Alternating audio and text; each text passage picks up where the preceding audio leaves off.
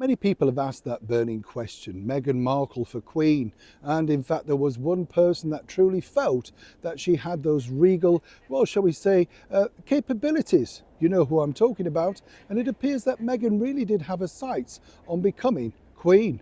Let me explain. Morning, nice to see you today. Thank you so much for joining me, and as ever, thank you so much for your kind visits to our channel. Welcome one and all brand new subscribers. Nice to have your company. Are you giving us a wave? You are. Come on after me. Yes, so you've got to be daft to enjoy this channel. Absolutely. It's always nice to have your company. Isn't this view just beautiful, this water? Isn't it lush? You know, can you imagine living on the water like this? Would this be your ideal life? Apparently it's supposed to be a little bit cheaper than, well, what is cheap now, let's be honest, but apparently it's supposed to be a little bit cheaper than living full-time in a house. I'm not so sure, of course.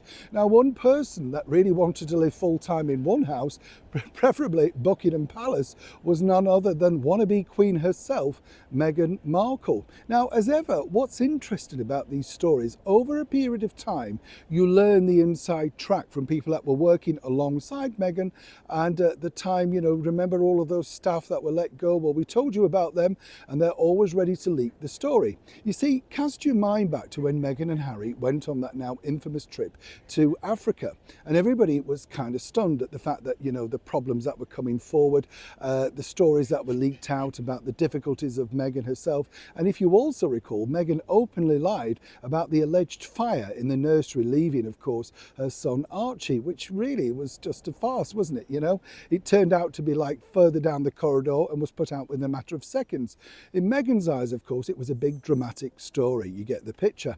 But according to a very well-placed source, you see, looking forward to the future of the monarchy, Meghan and Harry had their own individual plan. They felt, you see, that given their popularity, and this is the thing, and if you remember, Harry himself went on record and said that people never congratulated them for the success of what they'd undertaken while out in Africa. Nobody said how well they'd done, and apparently Meghan and Harry were incredibly peeved. But moving forward, and this is in the fullness of time, when of course it could have been naturally King William and Queen Catherine, Harry felt that this should be split between the four of them, the Fab Four as were going to be built.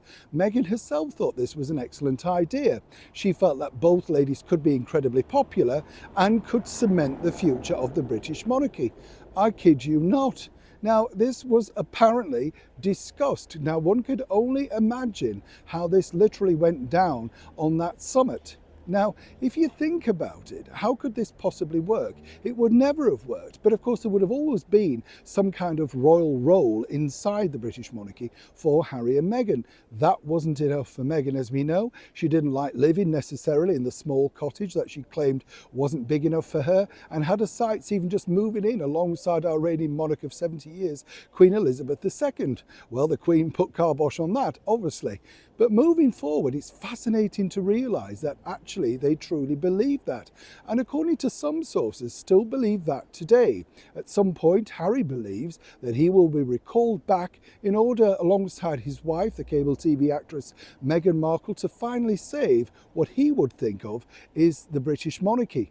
Let's not forget, he pointed out in his court case against his own father's justice system that Britain was at rock bottom. Remember that? And of course His Majesty the King had to apologise to the Right Honourable Prime Minister Rishi Sunak on his behalf. Harry and Meghan for King and Queen? What do you truly think of the future? Neil Sean in the very heart of Yorkshire.